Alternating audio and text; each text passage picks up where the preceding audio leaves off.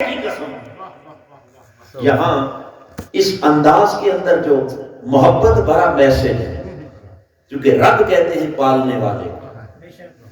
رب کا معنی کیا ہے؟ بولیے. تبلیغ الشیء الی کمالہ، کسی شے کو مرتبہ کمال تک پہنچانے والا، اس کو کہتے ہیں رب. اس کو کیا کہتے ہیں؟ اب رب معنی کیا ہوا کہ حبیب اس ذات کی قسم جس نے آپ کو اس مرتبہ کمال تک پہنچایا، کمال ظاہری بھی عطا کیا، کمال باطنی بھی عطا کیا. اے سارے کمالات جس نے لا کر تیری جھولی میں ڈال دیے، اس رب کی عزت و جلال کی قسم لا یؤمنون، یہ لوگ ہرگز کبھی مومن نہیں ہو سکتے.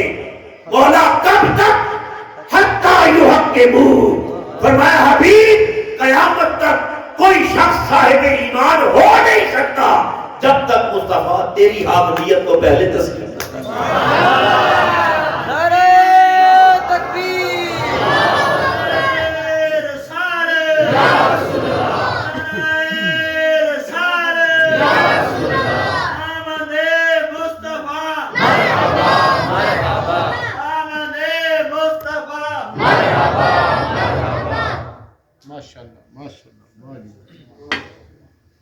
ادھر سے بات صرف اتنی ہوئی تھی کہ ساری بادشاہیاں ہم نے آپ کے ہاتھ میں دے رکھی ہیں. اب یہاں خالق کائنات نے اپنے حبیب کی اس حاکمیت مطلقہ کا اعلان کیا، اور کس انداز میں کیا؟ قسم کھا کر. حالانکہ رب ہے، وہ بغیر قسم کی بھی بات کہہ دے تو اس کی بات کا کوئی انکار نہیں کر سکتا ہے. اس کی بات میں کوئی شک ہو سکتا ہے؟ بولیے. ہر ایک کی بات میں شک ہو سکتا ہے، مگر رب کی کہی ہوئی بات میں تو کوئی شک، اس کا انکار تو ممکن نہیں. مگر قربان جائیں اس کی حکمتوں پر کہ اس نے بات سادہ انداز میں نہیں بلکہ قسم کھا کر اتنی موقع اور اتنی پختہ بات کی تاکہ وہاں سے انکار کی تو گنجائش کوئی نہیں، فرار کی بھی گنجائش نہ رہے. نہ انکار کی گنجائش رہے نہ فرار کی گنجائش رہے. قسم کھا کر کہا مجھے محبوب تیرے رب ہونے کی قسم. تیرے اب رب تو وہ ساری کائنات کا ہے، زمین و آسمان کا رب ہے.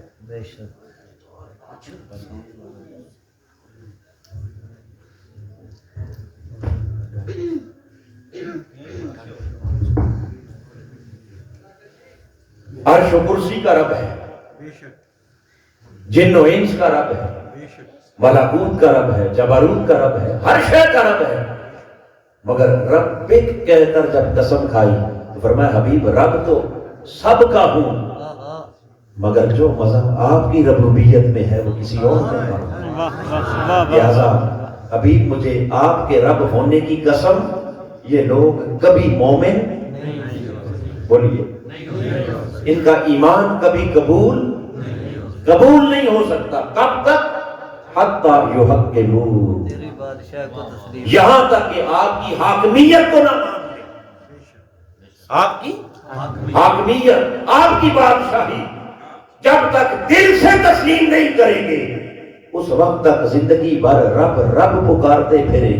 میں ان کا ایمان بھی قبول. ایمان کی قبولیت کے لیے شرط رکھی ہے حاکمیت مصطفیٰ کو تسلیم کرنا. حاکمیت مصطفیٰ کو بولیے. جب تک حضور کا مقام من میں نہ اتر جائے اس وقت تک اللہ کے ہاں ایمان بھی قبول،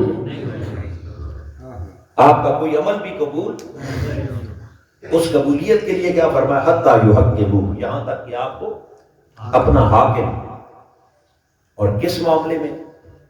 یہ بات پھر قابل دھیان ہے. آپ کو اپنا حاکم مان لیں. اور کس معاملے میں حاکم مانے؟ آگے قرآن کہتا ہے فی ما شجر بینہم. یہ ما کلمہ عام ہے. کیا ہے؟ معنی یہ ہے کہ حبیب جو معاملہ بھی ان کے درمیان پھوٹ پڑے،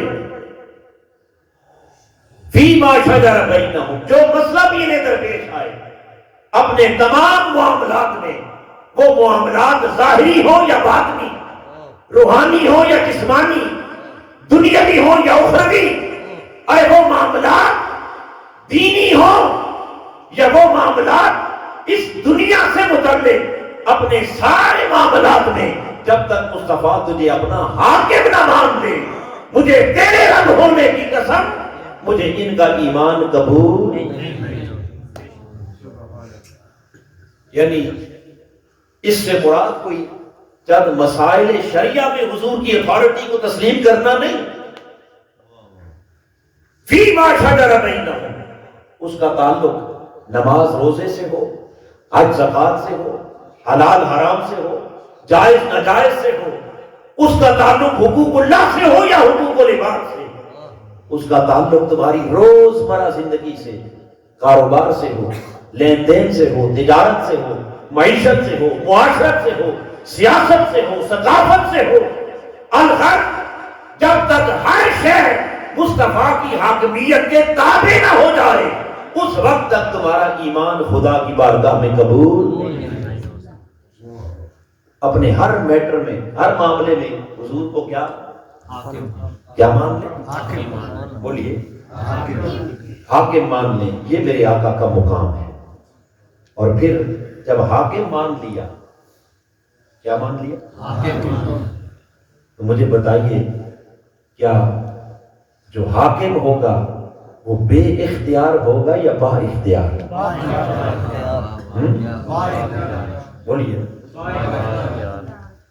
حاکم بھی ہو اور اختیار بھی کوئی نہ ہو، حاکم بھی اور ہاتھ بھی بندھے ہوئے ہو، حاکم بھی ہو اور کر بھی کچھ نہ سکے، حاکم بھی ہو اور مجبور بھی ہو، یہ دونوں چیزیں جمع نہیں ہو سکتی۔ بولیے، پاکستان میں تو ہو جاتی ہے، ہو رہی ہے، پاکستان میں تو بولیے، اور یہ شاید پاکستانی سوچ ہی ہے کہ جنہوں نے حاکم جان کر مان کر بھی کہا کہ کچھ کر نہیں سکتے، تو جو کچھ کر نہیں سکتے وہ حقیقت میں حاکم ہوتے ہی نہیں، وہ حقیقت میں حاکم نہیں ہوتے۔ بولیے، وہ حاکم نہیں ہوتے، وہ ایک سمپل ایک علامت ہوتے ہیں، حاکم ان کے پیچھے کوئی اور ہوتا ہے۔ رب نے کہا میں نے اپنے حبیب کو کیا بنایا؟ حاکم، حتی یحکمون، جب حاکم بنایا تو پھر مقام اور شان یہ عطا کی کہ سب کچھ مصطفیٰ کے ہاتھ میں دے دیا، کہا حبیب اب جو تیری رضا ہے وہی میری رضا ہے، اب تو جو چاہے، جو چاہے محبوب، اب جس طرف چاہے جیسے چاہے، وَلَسَوْفَ يُعْطِيكَ رَبُّكَ فَتَرْضَىٰ، تجھے ایسا با اختیار بنایا ہے کہ حبیب میری عطاؤں کا سلسلہ قیامت تک جاری رہے گا، اس وقت تک رہے گا جب تک تو خود نہ کہہ دے کہ میں راضی ہو گیا۔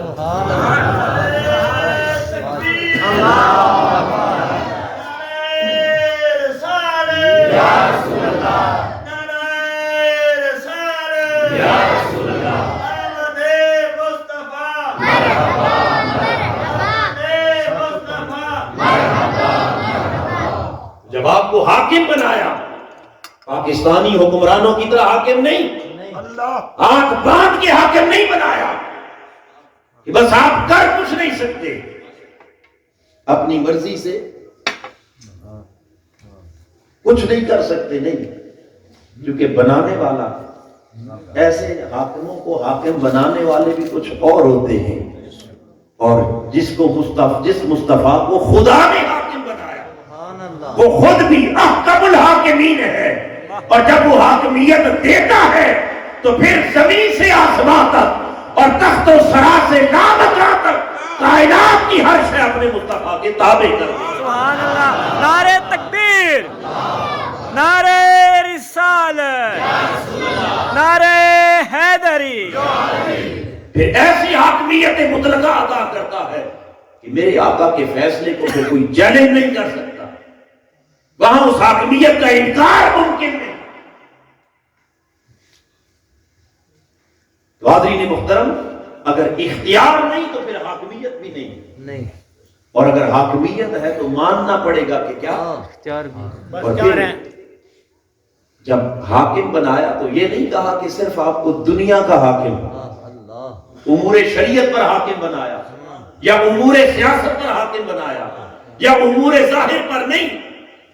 حتی یحکموا، حاکمیت مطلقہ ہے، یعنی وہ ظاہری حاکمیت ہو یا باطنی، روحانی ہو یا جسمانی، سیاسی ہو، مذہبی ہو، مادی ہو، جس طرح کی بھی حاکمیت، فرمایا ہر شے مصطفیٰ آپ کے زیر نگی دے دی. ہر میدان میں جب تک آپ کو با اختیار حاکم مانا نہیں جائے گا اس وقت تک لا کلمے کا ورد کرتے پھرے ہم ان کا ایمان تسلیم. مومن وہی ہوگا جو میرے آقا کو حاکم مان کے آئے گا. کیا مان کے آئے گا؟ حاکم مان. بولیے. گویا سب اختیارات اللہ نے، مادی بھی، روحانی بھی، ظاہری بھی، باطنی بھی، شرعی بھی، دینی بھی، تشریعی بھی، تکوینی بھی، سارے اختیارات اپنے مصطفیٰ کے ہاتھ میں دے. فرمایا پیارے تجھے حاکم بنا فیما شجر بینہم، تمام معاملات میں، کسی ایک معاملے میں نہیں، کسی ایک معاملے میں نہیں. بولیے. بعض لوگ دین کے اندر شریعت میں اتھارٹی ہوتے ہیں مگر ان کی بات ضروری نہیں کہ دین اور شریعت کے اندر ان کی بات فائنل مانی جائے تو ہر جگہ مانی جائے. بعض سیاست کے اندر اتھارٹی ہوتے ہیں مگر وہ دین کے اندر نہیں. بعض دنیاوی معاملات کے اندر صاحب و رائے ہوتے ہیں مگر مذہبی معاملات کے اندر بولیے نہیں. آقا دو جہاں کی ذات اقدس کو اللہ نے حاکم مطلق بنایا. اور کہاں کہاں تک آپ کی حاکمیت؟ فرمایا زمین سے آسمان تک، تخت و سرا سے لا مکان تک، ہر شے آپ کی حاکمیت کے تابع کر دی گئی. اور اگلی بات اس سے بھی بڑی عجیب تر ہے. رب کائنات نے فرمایا حتی یحکموک فیما شجر بینہم ثم لا یجدوا فی انفسہم حرجا مما قضیت ویسلموا تسلیما. پیارے، آپ کو ایسا حاکم نہیں بنایا کہ جس کی اطاعت بس صرف مجبوراً کی جائے. کیسے کی جائے؟ مجبوراً. بولیے. بامر مجبوری. جب حاکم صاحب نے اس کا حکم آپ نے مان تو لیا، سر جھکا لیا حکم کے سامنے مجبور ہو کر، مگر آپ نے دل سے اسے تسلیم نہیں کیا. بولیے. کتنے حکمران ہیں، حاکم ہیں کہ جن کی بات آپ مجبوراً مانتے ہیں، پیچھے آ کر گالیاں دیتے ہیں. ایسا ہوتا ہے یا بولیے. رب کائنات نے فرمایا پیارے ہم نے آپ کو ایسا حاکم نہیں بنایا بلکہ ثم لا یجدوا فی انفسہم حرجا. آپ کی حاکمیت کو یوں مانے کہ پھر دل میں کوئی کھٹکا نہ رہے، کوئی تنگی نہ رہے، کوئی حرج نہ رہے، اندر تذبذب تردد نہ رہے، بلکہ وَيُسَلِّمُوا تَسْلِيمًا. تیری حاکمیت کے سامنے ان کے سر بھی جھکے ہوئے ہوں اور تیری حاکمیت کے سامنے ان کے دل بھی جھکے ہوئے.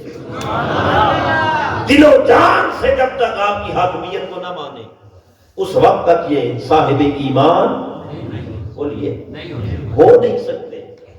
اب وہ دل و جان سے آقا کی حاکمیت کو ماننا کیا ہے؟ آئیے اس آیت کریمہ کے ذرا شان نزول کو دیکھیں تو تاجدار کائنات کی بارگاہ میں معروف واقعہ ہے.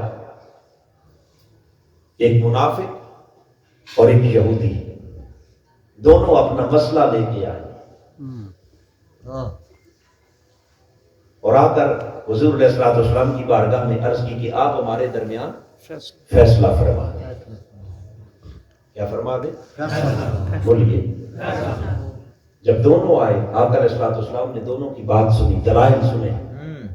سننے کے بعد تاجدار کائنات نے وہ فیصلہ یہودی کے حق میں دے دیا، چونکہ یہودی رائٹ پر تھا اور منافق جھوٹا تھا. آپ نے جب فیصلہ دے دیا، اب منافق ظاہراً تو کلمہ پڑھ رہا تھا، جبکہ یہودی ظاہراً کلمہ نہیں پڑھ رہا۔ منافق نے دیکھا کہ میرے کلمے نے مجھے کوئی فائدہ نہ دیا، اس کا خیال یہ تھا کہ شاید میرے کلمے کو دیکھ کر، ظاہر کو دیکھ کر میرے حق میں فیصلہ دے دیں، مگر اسے کیا خبر تھی کہ حضور سے جس کو خدا نے حاکم مطلق بنایا ہے، وہاں انصاف کے خلاف بلا فیصلہ ہو کیسے سکتا ہے۔ جب اس نے دیکھا کہ فیصلہ یہودی کے حق میں ہو گیا، وہاں سے وہ واپس پلٹے۔ اس نے کہا کہ ایسا نہ کریں کہ کسی اور کے پاس چلے۔ یہودی نے کہا بھائی اور کہاں جاؤ گے، آپ کے نبی کے پاس تو چلے گئے۔ اس نے کہا ابوبکر صدیق کے پاس چلو۔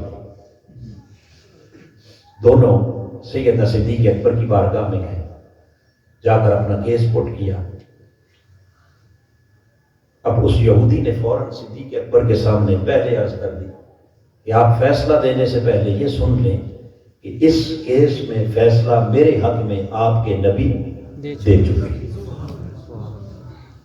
سیدنا صدیق اکبر رضی اللہ تعالیٰ عنہ نے بس یہ بات سنتے ہی قربان جائیں، آپ نے فرمایا کہ جس معاملے میں میرے آقا فیصلہ کر چکے ہیں، صدیق اکبر کی جرأت کیا کہ وہ اس کیس کو سنیں۔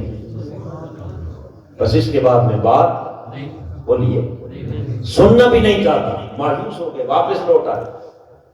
اب اس منافق نے کہا کہ چلو صدیق اکبر نے نہیں سنا، عمر کے پاس چلتے ہیں، وہ بڑے اچھے فیصلے کرتے ہیں۔ پکا منافق تھا عمر اچھے فیصلے کرتے ہیں، ان کے پاس چلتے ہیں۔ اللہ جب سیدنا صدیق اکبر رضی اللہ تعالی عنہ کے پاس گئے، جب سیدنا فاروق اعظم کے پاس گئے، سیدنا فاروق اعظم رضی اللہ تعالیٰ عنہ کے پاس بھی جا کر اس یہودی نے بالکل اسی طرح بتا دیا کہ آپ سے پہلے اس کیس کا فیصلہ آپ کے نبی کر چکے میرے حق میں۔ پھر ابو بکر صدیق کے پاس گئے، انہوں نے بھی وہی فیصلہ برقرار رکھا۔ اب یہ شخص آپ کے پاس تیسری سٹیج پر آپ کے پاس لے کے آیا ہے۔ سیدنا فاروق اعظم نے جب سنا کہ حضور کا فیصلہ اور پھر ابو بکر صدیق کے پاس اور پھر اب میرے پاس آئے ہیں، آپ نے فرمایا تھوڑی دیر بیٹھو، تھوڑی دیر بیٹھ جاؤ، میں ابھی فیصلہ کرتا ہوں۔ انہیں بٹھا دیا، خود آپ اندر تشریف لے گئے اور وہاں سے تلوار اٹھائی اور تلوار لا کر اس منافق کی گردن پہ رکھی۔ جب اس کی گردن پہ تلوار رکھی تو یہاں سیدنا فاروق اعظم رضی اللہ تعالیٰ عنہ کے بڑے تاریخی کلمات آپ نے فرمایا، بس وہ تلوار چلائی تو فرمایا ہاکذا اقضی من لم یرد بقضاء اللہ و رسولہ، فرمایا جو اللہ اور اس کے رسول کے فیصلے پر راضی نہیں ہے، آؤ تمہیں بتاؤں کہ عمر کی تلوار اس کا کیسے فیصلہ کر رہی ہے۔ سر درد سے جدا کر دیا، اور یہاں میرے آقا کے فیصلے کو صرف حضور کا فیصلہ نہیں، من لم یرد بقضاء اللہ و رسولہ، فرمایا یہ اللہ کا بھی فیصلہ ہے اور اللہ کے رسول کا بھی فیصلہ ہے، چونکہ خدا اور مصطفیٰ کی حاکمیت جدا جدا نہیں، جو دست خدا ہے وہی دست مصطفیٰ ہے، جو حاکمیت خدا ہے وہی حاکمیت مصطفیٰ ہے، اور جو فیصلہ الہی ہے وہی فیصلہ مصطفیٰ ہے۔ آپ نے جب اس کا سر تن سے جدا کر دیا، اب پورے مدینے میں ہنگامہ کھڑا ہو گیا، شور مچ گیا کہ عمر نے معاذ اللہ ایک مسلمان کو قتل کر دیا، ایک کلمہ گو کو، چونکہ کلمہ تو پڑھتا تھا، ناک قتل کر دیا۔ ابھی یہ پروپیگنڈا چلا ہی تھا، بات حضور کی بارگاہ تک پہنچی ہی تھی کہ خالق کائنات نے جبرائیل امین کو بھیجا، فرمایا جبرائیل جا، شہر مدینہ میں ایک ہنگامہ کھڑا ہے کہ عمر نے ناک مسلمان کو قتل کر دیا، جا کر میرے حبیب سے کہہ دے کہ پیارے مصطفیٰ مجھے تیرے رب ہونے کی قسم لا یؤمنون، یہ لاکھ کلمے پڑھیں، نمازیں پڑھیں، حج کریں، عمرے کریں، سجدوں پر سجدے کریں، ماتھوں اور پیشانیوں پر محراب بنا لیں، جو چاہیں کریں، مجھے تیرے رب ہونے کی قسم مومن نہیں ہو سکتے جب تک تیری حاکمیت کو تسلیم نہ کریں. جب تک آپ کی حاکمیت کو تسلیم نہ کر لیں اس وقت تک مجھے ان کا ایمان بھی قبول بولیے ایمان بھی قبول نہیں. تو پتہ یہ چلا کہ تاجدار کائنات کے اختیار کو پہلی بار رد کرنے والا شخص، پہلی بار حضور کے اختیارات کو نہ ماننے والا اور حضور کے مقام سے صرف نظر کرنے والا، جس نے آ کر اسلام کے فیصلے کو قبول، حضور کی حاکمیت کو قبول نہ کیا. خالق کائنات نے قسم کھا کے اعلان کر دیا کہ یہ کلمہ بھی پڑھے، نماز بھی پڑھے، روزہ بھی رکھے، حج عمرہ بھی کرے، جو چاہے کرے، مگر محبوب تیرے رب ہونے کی قسم مجھے اس کا ایمان قبول نہیں. یہ ایک معیار دے دیا قیامت تک. کیا دے دیا؟ معیار دے دیا. کیونکہ قرآن مجید تو ایک مخصوص وقت میں اترا، اب ہر روز آپ کے لیے تو آیات نہیں آئیں گی. انہی آیات کے اندر اللہ رب العزت نے قیامت تک آنے والی انسانیت کے لیے ہدایت، رشد اور رہنمائی کے کئی راستے رکھ دیے کہ قرآن سے رہنمائی لینے والوں ہم نے ایک معیار مقرر کر دیا ہے. خالی نمازوں کو نہ دیکھنا، ظاہری وضاحت کو نہ دیکھنا، ظاہری کلمے کو نہیں، بلکہ ایمان کا معیار اگر دیکھنا ہے تو اندر جان کے دیکھو کہ اس دل میں مقام مصطفیٰ کیا ہے. جب تک میرے حبیب کے مقام کو کوئی تسلیم نہیں کرتا مجھے اس کا ایمان بھی قبول بولیے اور کس حد تک قبول نہیں. آگے چلیں تو یہ دوسرا مقام سورہ النساء. آگے چلیں تو قرآن مجید کی سورہ احزاب کو رب کائنات نے فرمایا ما کان لمؤمن ولا مؤمنۃ اذا قضى الله ورسوله امرا ان یکون لهم الخیرۃ من امرہ. رب کائنات نے فرمایا کہ جب اللہ اور اس کا رسول کسی معاملے میں فیصلہ کر کے اپنا اختیار استعمال کرے، کون؟ اللہ اور اس کا بولیے، تو پتہ یہ چلا کہ اللہ اور اس کے رسول کے فیصلے جدا جدا، ان کے اختیارات جدا جدا نہیں. رب نے سارے اختیار اپنے حبیب کے ہاتھ میں دیے، لہذا جو مصطفیٰ کا فیصلہ ہے حقیقت میں وہی خدا کا فیصلہ. فرمایا جب وہ فیصلہ آ جائے تو کسی مومن کے لیے وہ مرد ہو یا عورت، رب نے فرمایا کہ مومن ہونے کے بعد اس کے پاس اس فیصلے کے خلاف سوچنے کا بھی اختیار نہیں. اس فیصلے کو بدلنا یا اس کے خلاف عمل کرنا تو دور کی بات ہے، یہ سوچ بھی کوئی نہیں سکتا اس فیصلے کے خلاف جو اللہ کا فیصلہ اور اللہ کے رسول کا فیصلہ، چونکہ یہ حاکمیت مطلقہ ہے. اور اس آیت کریمہ پر بھی اگر آپ تھوڑا سا غور کریں تو جس ماحول کے اندر یہ آیت کریمہ نازل ہوئی، جس موقع پر نازل ہوئی، یہاں کوئی فیصلہ نماز روزے کے بارے میں کوئی فتویٰ نہیں ہے، کوئی احکام شریعت کی بات نہیں. ایک سوشل میٹر آیا حضور کی بارگاہ میں، اور وہ میٹر کیا تھا؟ آقا علیہ السلام نے اپنے غلام حضرت زید بن حارثہ رضی اللہ تعالیٰ عنہ، جو آقا علیہ السلام کے غلام تھے، ان کا نکاح کرنا چاہا اپنی پھوپھی زاد بہن حضرت زینب بنت جحش. اب آقا علیہ السلام نے پیغام بھیجا اپنی پھوپھی زاد بہن کو، زینب بنت جحش کو، فرمایا میں تمہارا نکاح زید بن حارثہ سے کرنا چاہ رہا جو میرا غلام ہے. اب ایک لمحے کے لیے ذرا سوچئے کہ کہاں ایک زر خرید غلام اور کہاں حضور کی پھوپھی کی بہن بیٹی عبد المطلب جو بنو ہاشم کے سب سے بڑے سردار ہیں، اس سردار کی نواسی ہے، مصطفیٰ کی پھوپھی زاد بہن کزن ہے، اور نکاح کس سے کرنا چاہ رہے؟ بولیے زر خرید غلام سے. جب یہ پیغام حضرت زینب بنت جحش کو پہنچا، تھوڑی دیر کے لیے وہ سوچ میں پڑ گئی کہ بھائی اتنا بڑا خانوادہ ہے، اتنا بڑا نام ہے، اتنے بڑے سردار کی نواسی ہے، اتنے بڑے سردار کی بیٹی ہے، تو ایک غلام سے میں کیسے شادی کر لوں؟ ایک غلام سے شادی کیسے کر لوں؟ تھوڑی سی متذبذب ہوئی، فوراً لبیک نہیں کہا، جواب نہیں دیا، پس و پیش کیا۔ اب کھل کے وہاں انکار بھی نہیں کر سکتی تھی، مگر ڈائریکٹلی اقرار بھی نہ کیا۔ بس یہ جو تذبذب کی کیفیت تھی، اس پر اللہ پاک نے جبرائیل امین کو بھیجا، کہا جبرائیل جا میرے حبیب سے کہہ دے ما کان لمؤمن ولا مؤمنۃ، ارے کسی صاحب ایمان مرد کو اور کسی صاحب ایمان عورت کو یہ اختیار ہی نہیں کہ جب میرا حبیب کوئی فیصلہ کر لے، میرا مصطفیٰ ارادہ کر لے، اس کی عقل سمجھ میں آئے نہ آئے، ایمان یہ ہے کہ مصطفیٰ کے فیصلے کے سامنے سر تسلیم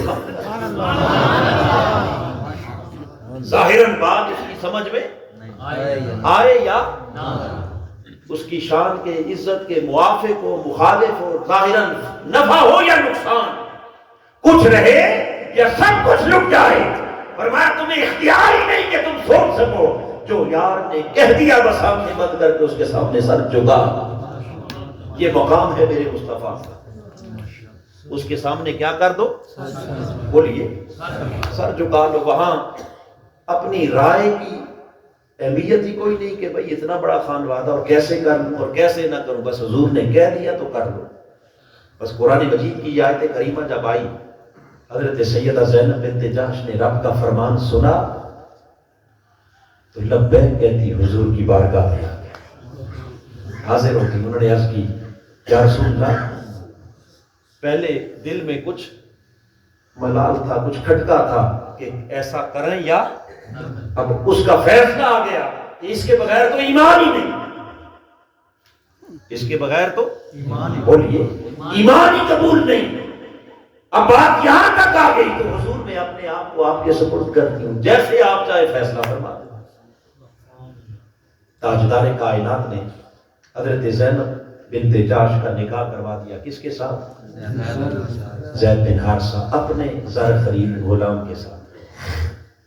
اب یہاں تاجدار کائنات کا مقام اور ان کی شان حاکمیت تو ایک طرف کہ خالق کائنات نے جو اتھارٹی اور جو اختیار اپنے حبیب کو دیا کہ اس کے سے ہٹ کر کسی کو سوچنے کی بھی اجازت نہیں، بولیے اجازت نہیں دی، یہ ایمان کا معیار قرار دیا۔ ادھر قسم کھا کر کہا کہ حبیب تیرے رب ہونے کی قسم یہ مومن نہیں ہو سکتے جب تک آپ کی اتھارٹی کو تسلیم نہ کریں، اور ادھر کہا کہ کسی مومن مرد اور عورت کی یہ شان ہی نہیں کہ وہ میرے حبیب کے فیصلے کے خلاف سوچ سکے۔ بس یہ سن کر جب انہوں نے سر تسلیم خم کیا، آقا نے نکاح کروا دیا۔ اب ہر ایک انسان بطور انسان اپنے آپ کو اس مقام پر رکھ کے دیکھیں تو ہر ایک کے اندر احساسات، جذبات، خیالات، سوچیں، کئی امنگیں اور امیدیں ہوتی ہیں ہر انسان کے، مگر چونکہ اللہ رسول کا جب فیصلہ آ گیا تو انہوں نے اپنی ساری خواہشوں کو حضور کے قدموں پر کیا کر دیا؟ قربان کر دیا۔ سب حسرتیں، سب چاہتے جب حضور کے قدموں پر نثار ہو گئی، ایمان کو ترجیح دی، آقا کی حاکمیت کے سامنے سر تسلیم خم کیا، رب کائنات نے فرمایا زینب تو نے میرے مصطفیٰ کے فیصلے کے سامنے اپنی تمام حسرتوں اور خواہشوں کو محبوب کے قدموں پر قربان کر دیا، اب دیکھ تجھے اس کا صلہ کیا ادا کرنا، تجھے اس کا صلہ کیا دیتے ہیں، شان کیا دیتے ہیں، مقام کیا دیتے ہیں۔ تو نے کوئی پرواہ نہ کی، خاندان والے کیا کہیں گے، پورا بنو ہاشم کیا کہے گا، قریش کیا کہیں گے، ایک غلام کے ساتھ شادی کر کے چلی گئی، تو نے کسی شے کی پرواہ نہ کی، میرے مصطفیٰ کی حاکمیت کے سامنے سر تسلیم خم کیا۔ اب آ تجھے صلہ عطا کرتے ہیں، تجھے کیا عطا کرتے ہیں؟ صلہ، تجھے اس کا بدلہ دیتے ہیں اپنی بارگاہ سے۔ قربان جائیں کریم تیری کرم نوازیوں پر، جب اس رب نے اس پر انعام دینے کا وقت آیا، فرمایا میرے حبیب کے فیصلے کو مان کر اس کے سامنے سر تسلیم خم کرنے والی زینب بنت جاش، تو نے جہاں اپنے جذبات کی قربانی دی، دیکھ اب تجھے ہم کس طرح واپس پلٹا کر اپنے محبوب مصطفیٰ کے نگاہ میں دیں گے اور مصطفیٰ کی زوجیت کا شرف عطا کر کے قیامت تک آنے والے مومنوں کی تجھے ماں بنا دیں۔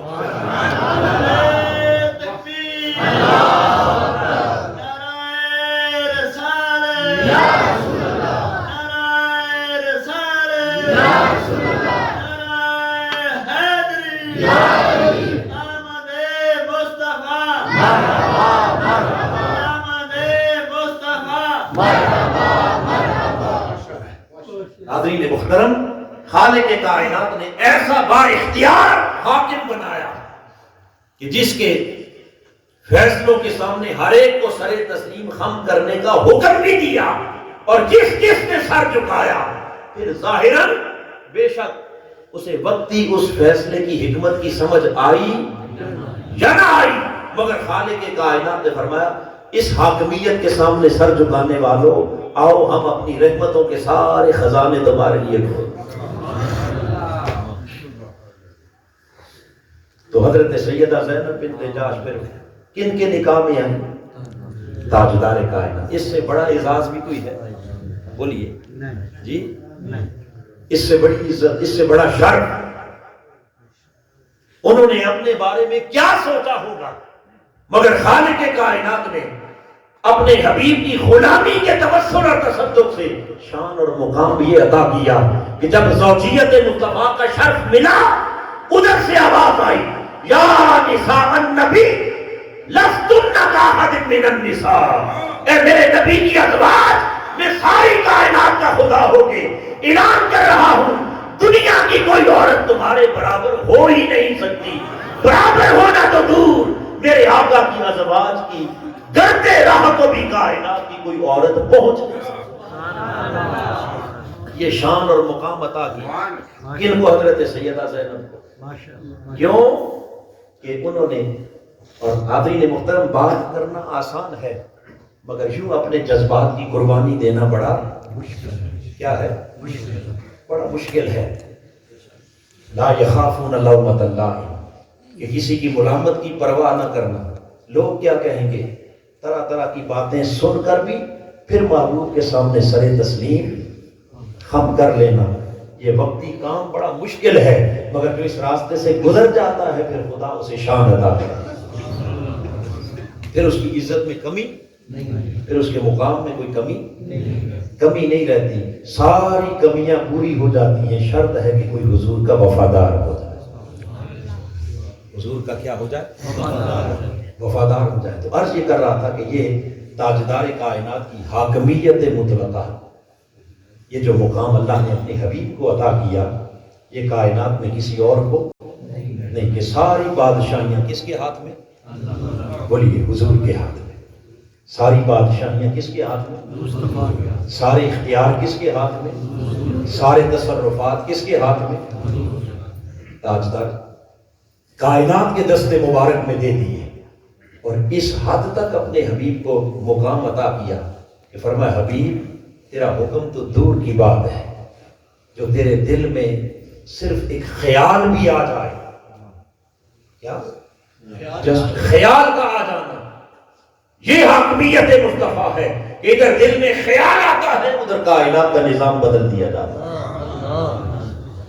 آئیے تاجدار کائنات ہجرت مدینہ کے بعد مکہ مکرمہ سے جب ہجرت کر کے مدینہ پاک پہنچے تو وہاں 1.5 برس تک حضور علیہ السلام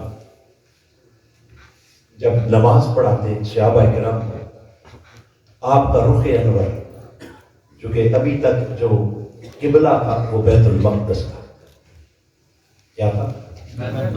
مکہ مکرمہ میں جب نماز پڑھاتے تو بیت المقدس بھی اور کعبۃ اللہ وہ دونوں ایک ہی رخ میں سامنے آ جاتے، دونوں ایک ہی رخ میں، مگر جب مدینہ پاک ہجرت کر کے پہنچے تو وہاں کعبۃ اللہ کا رخ اور ہے اور بیت المقدس کا رخ اور ہے۔ جب بیت المقدس کی طرف چہرہ کر کے کھڑے ہوتے تو کعبہ پیٹھ کے پیچھے آ جاتا۔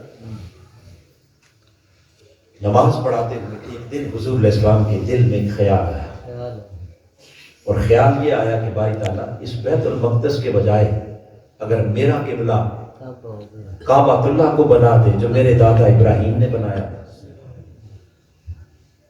ابھی دعا نہیں مانگی، ہاں ابھی دعا نہیں بولیے، ابھی اپنا تصرف اور اختیار استعمال، کوئی آرڈر نہیں کیا، نہ کوئی التجا کی، نہ کوئی دعا کی، کچھ نہیں، بس ایک خیال سا گزرا. اور اس خیال سے میرے آقا نے حالت نماز میں چہرہ اٹھا کر آسمان کی طرف دیکھا. کس کی طرف؟ جب آسمان کی طرف چہرہ اٹھایا، رب کائنات نے کہا جبرائیل ابھی جا. کیا؟ ابھی جا. میرا حبیب حالت نماز میں اپنی سوالیہ نگاہوں سے میرے عرش کو تک رہا ہے. اسے کہتے حبیب قد نرا تقلب وجهك فی السماء، اے حبیب تو ہمارے عرش کو دیکھ رہا ہے، ہم تیری اٹھتی ہوئی نگاہوں کو دیکھ رہے ہیں. مصطفیٰ تو ہماری طرف تک رہا ہے، میں ساری کائنات کا خدا ہو کر تیرے مکھڑے کی طرف دیکھ رہا ہوں. تیرے چہرے کا بار بار اٹھنا ہم نے دیکھ لیا، اور خالی دیکھا نہیں. اگلے الفاظ آیت کریمہ کے بڑے اہم ہیں. خالی دیکھا نہیں بلکہ جس خیال سے تم نے چہرہ اٹھایا حبیب، ہم نے وہ خیال بھی جان لیا. اور خالی جان نہیں لیا بلکہ حبیب خیال آنے سے پہلے ہم نے تیرا خیال مان بھی لیا. تیرے اس خیال کو ہم نے جان بھی لیا اور مان بھی لیا. ابھی سوال تو کیا کوئی نہیں، کیسے مانا؟ فرمایا فَلَنُوَلِّيَنَّكَ قِبْلَةً تَرْضَاهَا. اے میرے حبیب، تو نے صرف چہرہ اٹھا کر سوالیہ نگاہوں سے میرے عرش کو دیکھا، خیال ابھی دل میں گزرا تھا. رب کی بارگاہ سے آواز آئی، محبوب کیا دیکھتے ہو؟ فَلَنُوَلِّيَنَّكَ قِبْلَةً تَرْضَاهَا. آج کے بعد قیامت تک انسانیت کا وہی قبلہ ہوگا جس پر مصطفیٰ تو راضی ہے.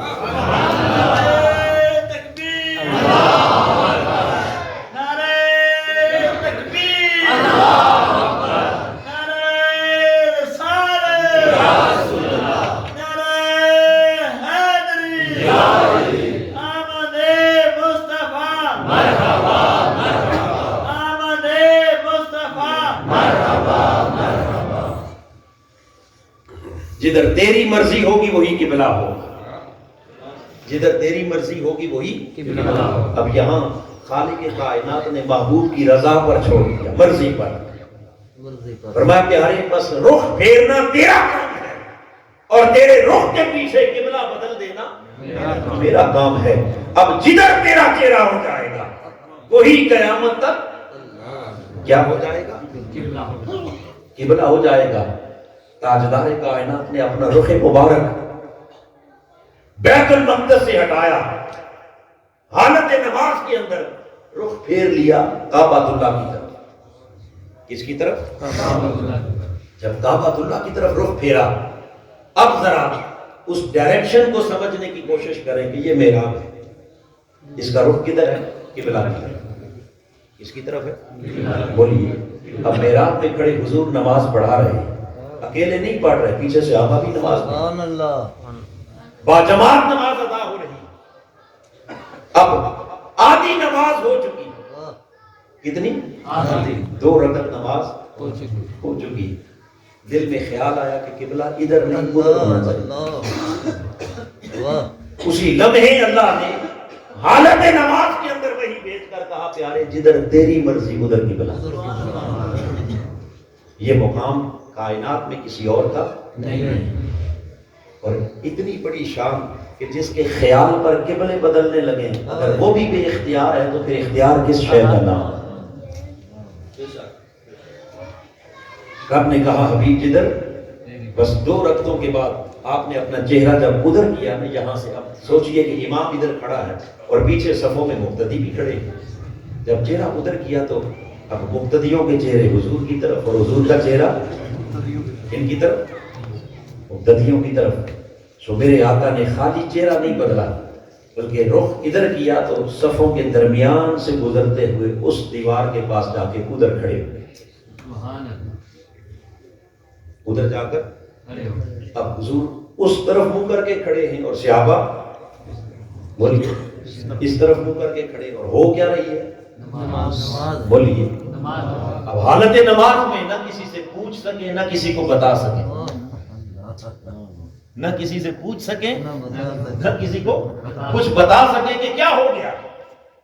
اچانک امام جا کے ادھر کھڑے ہو گئے، مقتدی رخ ادھر کر کے کھڑے ہیں، اب سارے سوچ میں گم ہیں کہ ہم کیا کریں، ہم حضور نے بتایا کچھ نہیں، چپ کر کے ادھر جا کے کھڑے ہو گئے۔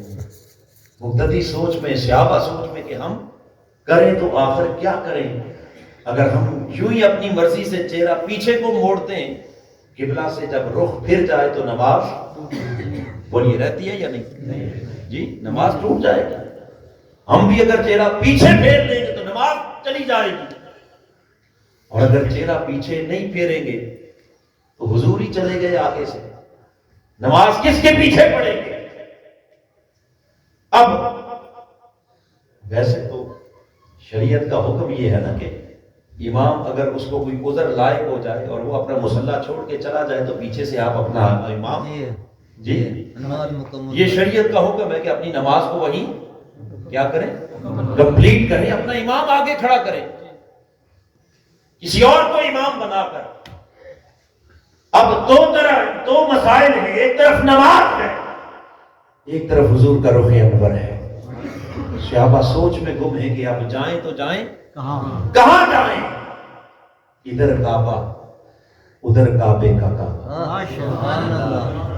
ادھر کعبہ ادھر کعبے کا کعبہ، بتا زاہد میرا سجدہ کدھر، بتا زاہد میرا سجدہ کدھر ہو۔ تھوڑی دیر سوچ کر انہوں نے کہا کہ کوئی بات نہیں، نماز ہوتی ہے یا نہیں ہوتی اس کی پرواہ نہیں، جس طرف وہ نظر نہیں آتے ہم کو رستہ ہی چھوڑ دیتے ہیں، کعبہ بنتا ہے اس طرف ہی ریاض، رخ جدھر کو وہ موڑ لیتے ہیں۔ میرے آقا کے سارے غلام اسی لمحے حضور کے پیچھے پھر گئے، جب غلاموں کے چہرے آقا کے پیچھے پھر گئے، خالق کائنات نے پھر جبرائیل کو بھیجا، کہا جا میرے حبیب سے کہہ دے کہ میرے مصطفیٰ یہ جو قبلہ بدلنے کا ہم نے فیصلہ کیا تھا، اس فیصلے میں بھی ایک حکمت تھی، اور وہ حکمت کیا تھی؟ لِنَعْلَمَ، آج ہم تیرے عاشقوں کے ایمان کو پرکھنا چاہتے تھے، دیکھنا چاہتے تھے کہ کس کا تعلق نماز کے ساتھ ہے اور کس کا تعلق مصطفیٰ کے ساتھ ہے۔ نعرہ تکبیر، نعرہ رسالت، عید میلاد النبی، علامہ صاحب، وَمَا جَعَلْنَا الْقِبْلَةَ الَّتِي كُنْتَ عَلَيْهَا إِلَّا لِنَعْلَمَ مَن يَتَّبِعُ الرَّسُولَ مِمَّن يَنقَلِبُ عَلَىٰ عَقِبَيْهِ۔ اچانک اسی لمحے خیال آتے ہی 2 رکعتوں کے بعد قبلے کا بدل لینا یہ کوئی معمولی بات نہیں تھی۔ رب چاہتا تو وہی بھیج کر یہ کہہ دیتا کہ پیارے تیری بات ہم نے سن لی، اب 2 رکعتیں ہو گئی ہیں، 2 رہ گئی ہیں، وہ پوری کر لے، اگلی نماز میں تیرا قبلہ تیری مرضی کا بنا دیں۔ کہہ سکتا تھا یا نہیں؟ بولیے۔ اور یہ بات بڑی لاجیکلی سمجھ میں آنے والی ہے کہ یہ تو پوری کر لیں، اب اگلی نماز کے لیے قبلہ آپ کی مرضی کا ہوگا، مگر رب نے یہ نہیں کہا کہ اگلی نماز میں نہیں۔ اب خیال آیا ہے اگلی نماز کا انتظار کیوں کروائیں، اگلی نماز کا انتظار بولیے انتظار کیوں؟ رب کائنات نے فرمایا خیال ابھی آیا ہے، قبلہ بھی ابھی بدلتے ہیں، اور اس قبلہ بدلنے میں جہاں شان محبوبیت دکھائی اور جہاں مقام مصطفیٰ سمجھایا، وہاں اس کے ساتھ عاشقوں کے ایمان کا بھی امتحان ہو گیا، عاشقوں کے ایمان کا بھی امتحان ہو گیا۔ فرمایا لِنَعْلَمْ، تاکہ ہم جان لیں، مَن يَتَّبِعُ الرَّسُولَ، ممن ينقلب على عقبيه. آج دیکھتے ہیں ادھر کعبہ ہے ادھر مصطفیٰ ہے، ہم درمیان میں اس شام کو کھڑا کر کے پرکھنا چاہتے ہیں کہ کون کعبے کے پیچھے جاتا ہے کون مصطفیٰ کے پیچھے. نعرہ تکبیر، نعرہ رسالت،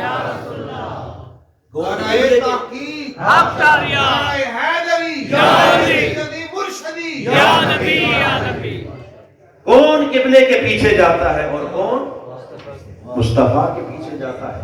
اور یہاں ممن ينقلب على عقبيه، اگر وہ قبلے کی طرف رہتے تو خالق کائنات نے فرمایا وہ اپنے ایمان سے ہاتھ دھو بیٹھتے.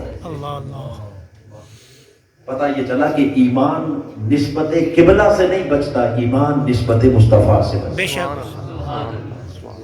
ایمان کس سے بچتا ہے؟ نسبت مصطفیٰ سے. تو تاجدار کائنات کے پیچھے جب ان کا رخ پھر گیا، اب رب کائنات نے فرمایا ما کان اللہ لیضیع ایمانہم. رب کائنات نے فرمایا کہ رب نہیں چاہتا تھا کہ محبوب تیرے عاشقوں کا آج ایمان چلا جائے. آج تیرے عاشقوں کا ایمان چلا جائے، یہ نہیں چاہتا تھا.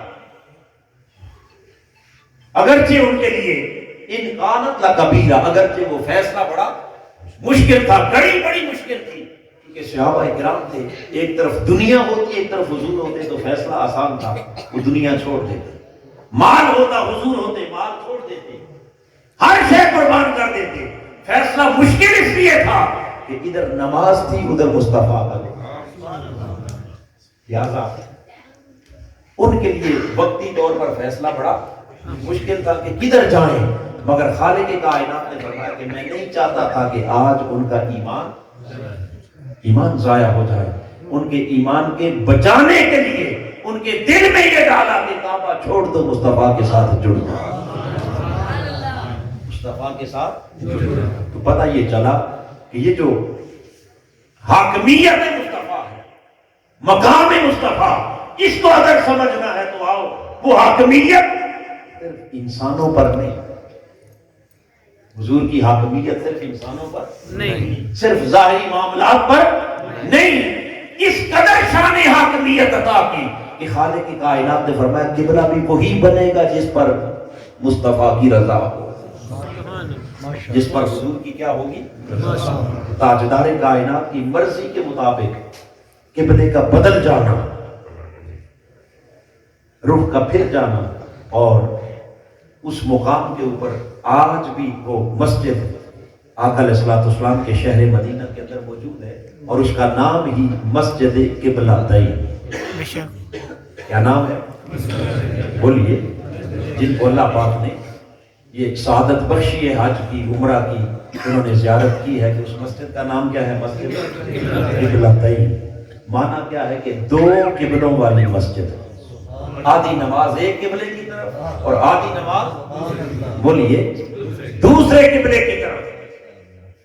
اور چونکہ مسجد قبلہ تین ہے اس وجہ سے وہاں اس مسجد کے اندر پہلے تو محراب بھی دو تھے، دو محراب، ایک کعبۃ اللہ کی طرف اور ایک بالکل سامنے بیت المقدس کی طرف. اب انہوں نے دوسرا محراب مٹا دیا ہے، ایک ہی رہ گیا ہے. محراب ایک ہی رہ گیا مگر نام ابھی بھی کیا ہے؟ مسجد کا نام نہیں بدلا، اندر سے محراب مٹا دیے. چونکہ زیادہ تر ہمارے جانے والے لوگ ان کو نام سن کر اندازہ تو نہیں ہوتا کہ قبلہ تین سے مراد کیا ہے، مگر دو محراب دیکھ کر تو ذہن میں ایک سوال آتا ہے نا کہ ادھر بھی محراب ہے ادھر بھی محراب ہے. مگر ایک محراب اب اگرچہ ختم کر دیا مگر وہ مسجد آج بھی موجود ہے کہ جہاں رب کائنات نے اپنے حبیب کی رضا کی خاطر کیا قبلہ بدل دیا. اور آخری محترم تاجدار کائنات صلی اللہ تعالی علیہ وسلم کے مقام کی کس کس جہت کو اور کس کس گوشے کو میں نے تو صرف ایک اس کا جز لیا، وہ آقا کی شان حاکمیت ہے. کیا ہے شان حاکمیت؟ ورنہ اس کے کئی گوشے، کئی پہلو، کئی جزیات ہیں. آئیے یہ تو اس زمین کے اوپر تاجدار کائنات کا تصرف، اختیار اور حضور کی حاکمیت ہے۔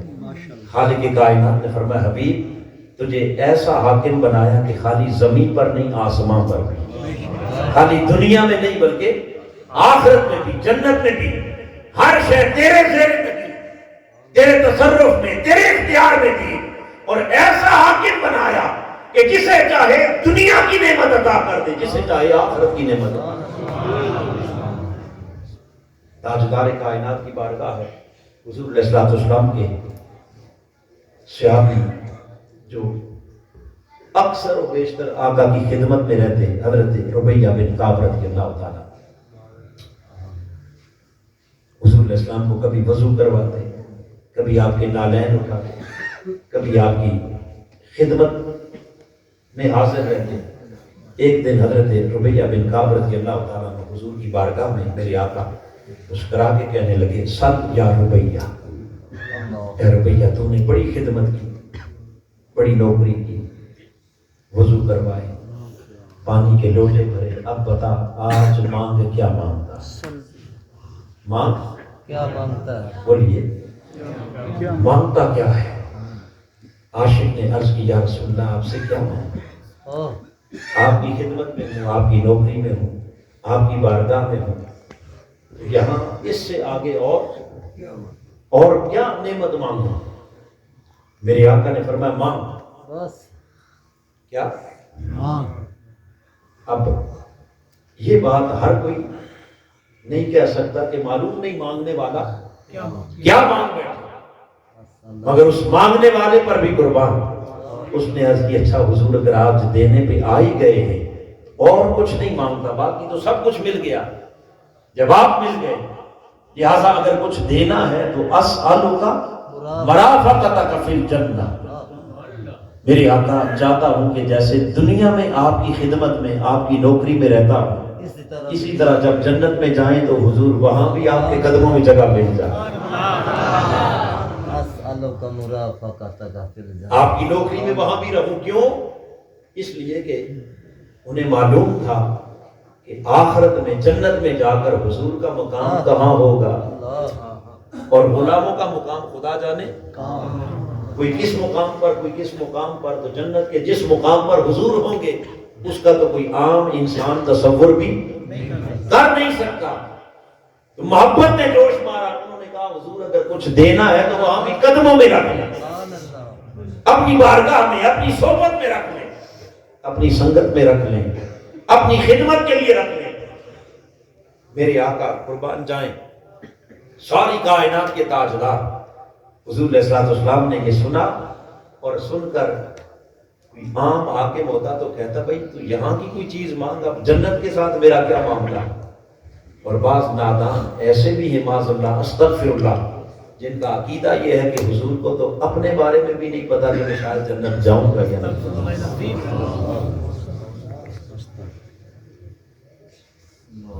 یعنی اس سے بڑی جہالت اور اس سے بڑا گمراہی اور بے ایمانی اور کیا ہو سکتی ہے؟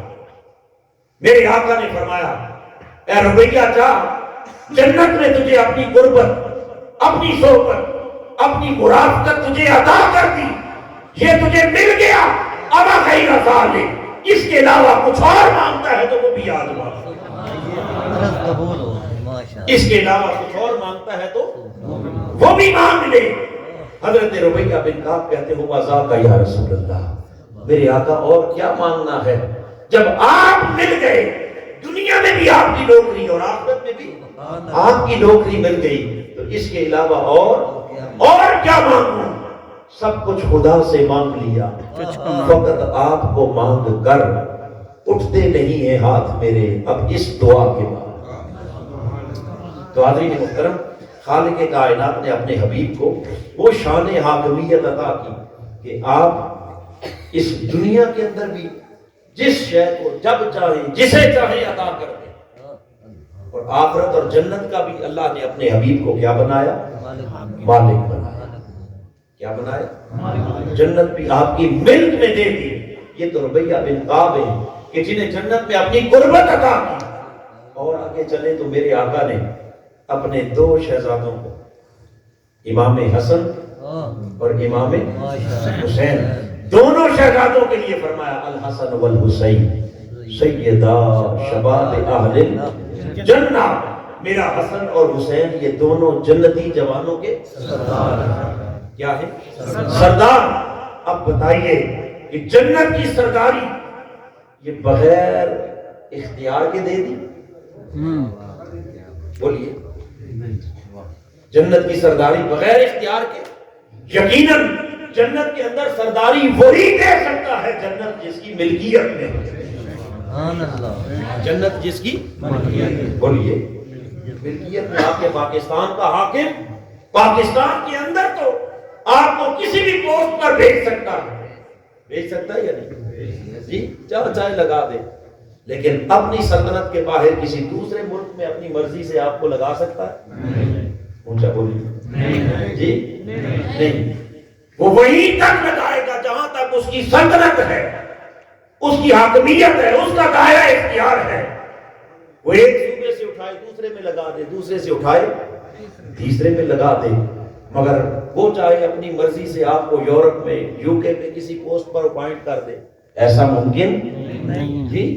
کیوں؟ اس لیے کہ اس کا اختیار اور اس کی سلطنت پاکستان تک محدود ہے، بس اس حد سے آگے وہ اپنا تصرف اور اختیار استعمال نہیں کر سکتا۔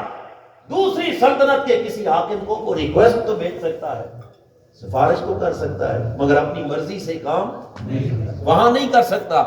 تاجدار کائنات کا یہاں بیٹھ کے کہنا کہ لوگوں میرا حسن اور حسین یہ جنتی جوانوں کے سردار ہیں، میری فاطمہ جنتی عورتوں کی سردار ہے، یہ سرداری کا تاج ان کے سروں پہ رکھنا اس بات کا اعلان ہے کہ مصطفیٰ کا اقتدار اور اختیار دنیا پر نہیں، مصطفیٰ کا اختیار جنت پر۔ حضور کی سلطنت میں جنت بھی شامل ہے، جسے چاہیں عشرہ مبشرہ جنتی بنا دے۔ بنایا یا نہیں بنایا؟ بدری صحابہ میرے آقا نے فرمایا یہ سب اہل جنت ہیں، 10 صحابہ فرمایا یہ اہل جنت ہیں، حسن حسین یہ جنتی جوانوں کے، فاطمہ جنتی عورتوں کی سردار ہیں۔ تو یہ سب کچھ تاجدار کائنات کا یہاں بیٹھ کے بانٹنا تقسیم کرنا بتا رہا ہے کہ خالق کائنات نے اپنے حبیب کو اس دنیا کی بھی حاکمیت عطا کی اور اپنے مصطفیٰ کو جنت کی بھی حاکمیت عطا کی۔ کوئی شے میرے آقا کے دستے کرم سے باہر نہیں ہے، بولیے نہیں، سب کچھ اس کے اختیار میں دے کر اب اعلان کیا بیدہ الملک، یہ ہے وہ ہاتھ جس میں اللہ نے ساری بادشاہیاں دے رکھی، دنیا کی بھی اور آخرت بھی کی بھی، ظاہری بھی اور باطنی بھی، روحانی بھی اور جسمانی بھی، ساری بادشاہیوں کا مالک کون؟ بولیے رب کائنات۔ اور رب کے نائب اور خلیفہ اعظم ہونے کے اعتبار سے وہ سارے اختیارات اور تصرفات کا استعمال اللہ نے کس کو دیا؟ اپنے مصطفیٰ کو۔ کس کو دیا؟ اپنے حبیب کو دیا۔ فرمایا بس جس نے مصطفیٰ کی حاکمیت کو تسلیم کر لیا اس نے حقیقت میں خدا کی حاکمیت کو تسلیم کر لیا، جس نے حضور کو راضی کر لیا اس نے اللہ کو راضی کر لیا۔